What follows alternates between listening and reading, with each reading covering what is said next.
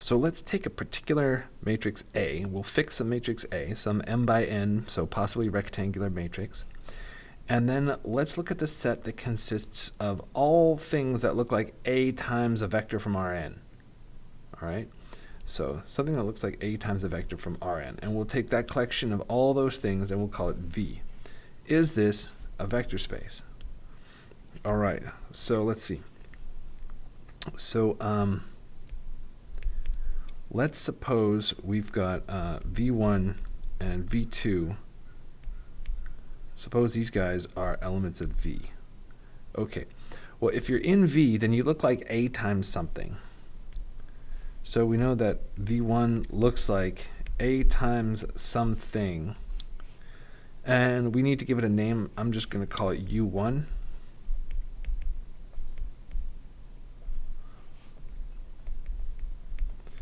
So there's some vector U1 in Rn that V1 looks like A times it. And then the same is true for the other guy. So V2 is equal to A times some other thing, U2.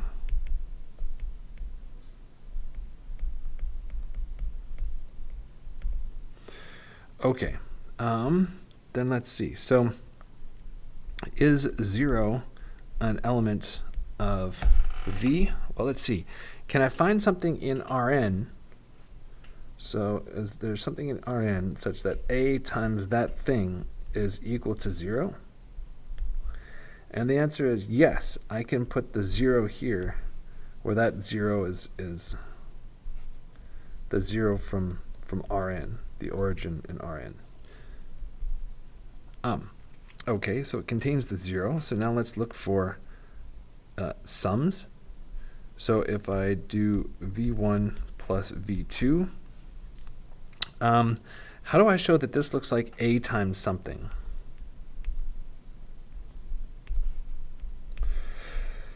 Well, it might not be immediately clear how to proceed, but let's just see. So I've got V1 plus V2. What do I know about these guys? Well, I go back, as always, to the definition of the set that we took them from, and I say, oh, okay, that's right. We figured out that V1 looks like this, and that V2 has to look like this, because we took them both from the set V here. Okay. So then that means I can do that substitution and write V1 as AU1 and V2 as AU2. So this one comes because V1 and V2 were chosen to be things that satisfy that condition. All right, well, now what? Well, I might notice that this looks like somebody distributed an A, and I could factor out the common factor of A. And I'll do it first and then worry about whether or not it was a good idea afterwards. So this is just by matrix arithmetic is the justification for that. Okay. And now I look at this and go, oh, well, yeah, let's see. So I know that U1 and U2 are both elements of Rn, and Rn is a vector space. So that means that U1 plus U2 is an element of Rn. So I just managed to write V1 plus V2 as A times a thing from Rn, and that's exactly the criterion that you need to have in order for being in V. So that tells us that V1 plus V2 is an element of V as well. So it's closed under addition. What about scalar multiplication? So if I look at CV1, then doing the substitution again, this is C times AU1. Okay. Well, now let's see. I need to make this look like A times a thing from Rn. And I noticed that scalars are slippery, and so I can put that guy wherever I want. And so I can write this as A times CU1. That was one of our rules for matrix arithmetic.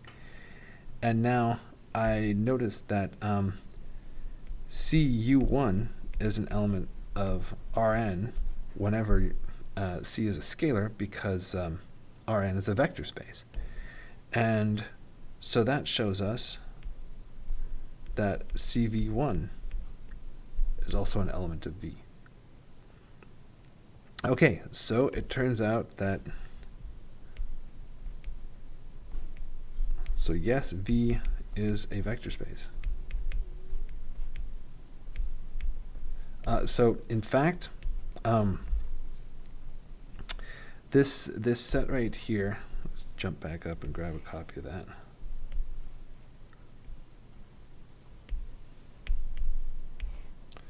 This set right here, this is called the range of A.